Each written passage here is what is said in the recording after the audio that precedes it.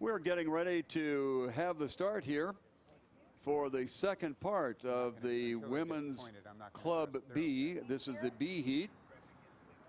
And we've had some exciting races. We've also had some exciting action on the water with one of our rowers being launched. Fortunately, he was not being hurt, was not hurt. However, you can pick up a DVD of any one of these races, and you can obtain the DVD as early as 1 hour after the race is completed. Stop by our merchandising booths and pick up a DVD for a university, a club, a group, or an individual that you might be supporting today at the San Diego Crew Classic. I will begin the countdown now. Whoa, wait. Okay. Excuse me. I will first poll you and tell you your number. Lane 1, Los Angeles, you will start on 38. Potomac, you will start on 13, 1-3. Lake Washington, you will start on 35. Corvallis, you will start on 24. Ashland, you will start on 5. Sac State, you will start on 32. And River City, you will start on 22. Okay, ladies, I will start the count now. 1, 2, 3, 4, 5, 6, 7, 8, 9, 10. Okay, Ashland 11, have departed 12, in the 13, Heat 14, B of the Women's 15, Club A. 16, 17, Followed by Potomac. 18, 19, 20, 21, 22, 23, 24. Followed by River 25, City. 26, 27. Followed by Corvallis. 30, 31, 32, 33, 34, 35, 36. Sac State have gone. 38, Lake 39, Washington 40. and Los Angeles Rowing Club are the last one away.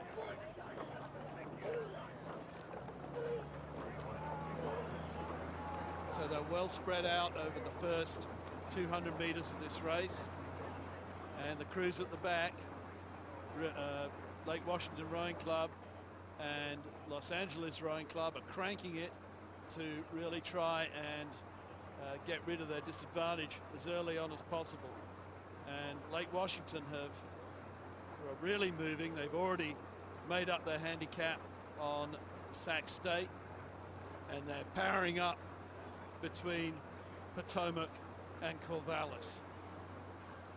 Los Angeles Rowing Club not displaying quite as much power as the Lake Washington crew, but they are moving on the rest of the field. Lake Washington very impressive. They've moved away from Los Angeles Rowing Club. They've well and truly made up their handicap over Sac State. They're moving past Potomac as I speak, and they're moving on Corvallis.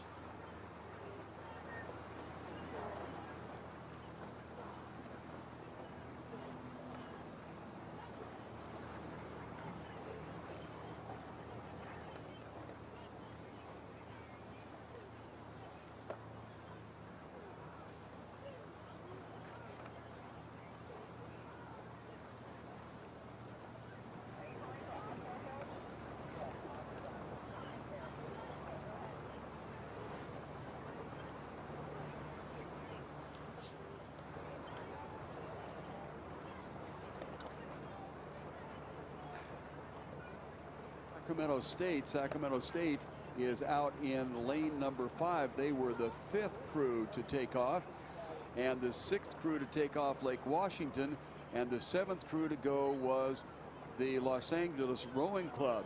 So what we have here is another one of those staggered starts. First off the line was Ashland, followed by Potomac, then River City, Corvallis, Sacramento State, Lake Washington, and the Los Angeles Rowing Club.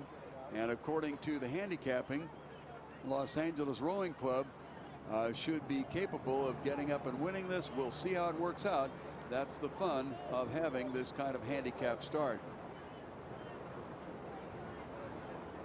Just looking at lane assignments and having nothing to do with placement at this time, because it doesn't really shake itself out until a little bit later. But the Los Angeles Rowing Club is in lane 1. That'll be Potomac pulling out of lane 2. Lake Washington is working in lane 3. Corvallis is out in 4. Ashland, the first crew to take off so far, was in lane 5, but they have been ellipsed already. In lane 6, Sacramento State. Lane 7 is River City, excuse me.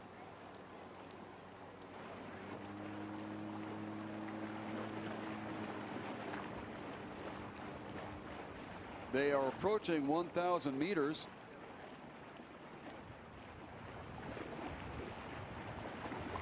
And things are beginning to shake themselves out a little bit. It looks like the lead crew right at this time is Lake Washington. And as Charles mentioned, they were really pulling hard at the beginning. Lake Washington left the stake boats next to last.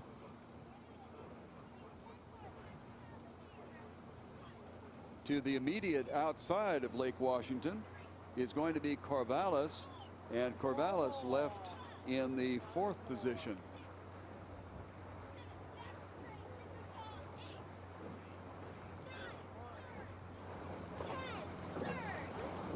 So we have Lake Washington and Corvallis, and along the shoreline, the Los Angeles Rowing Club. And those 3 seem to be the ones out, but our first 2 of Lake Washington and Corvallis appear to have an open water lead on the rest, with Lake Washington continuing to be in the lead. Looking far to the outside, the crews in lane 6 and 7 are currently Sac State and River City.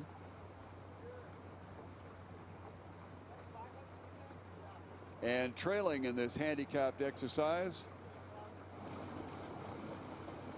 is Potomac.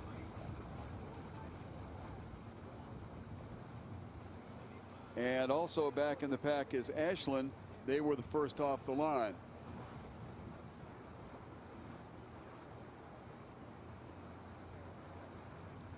With 500 meters to go, Lake Washington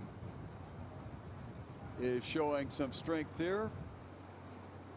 Lake Washington happened to be the 6th crew off the line. They were the next to the last to go, and they have made up some ground here. We have a little bit of a boat race going on the far outside between River City and Sac State.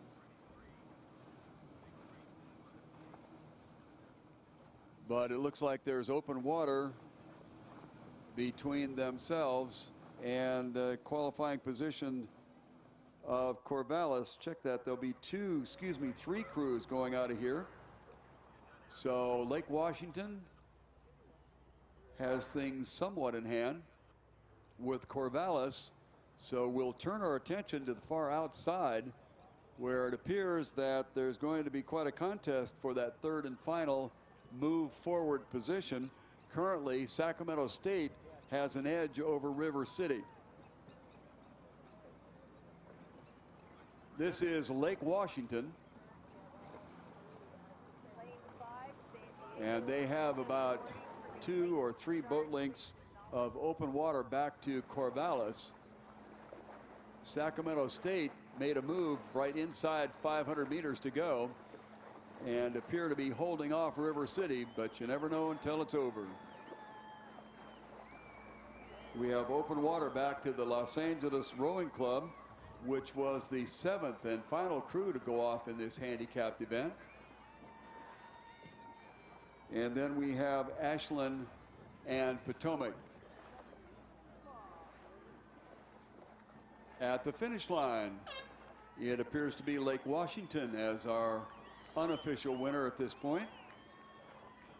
Corvallis cruising into the apparent 2nd position, and Sacramento State will pick up the 3rd and apparent final spot. A little bit of a rush here. Los Angeles Rowing Club along the near side, and outside with River City putting on a little bit of a show right at the finish line. And that was the Women's Club B Considine Cup, and it was the Heat B. The 3 crews will be moving forward, and they'll be meeting the 3 crews from the previous heat race. Next up, men's Club A, the City of San Diego Cup.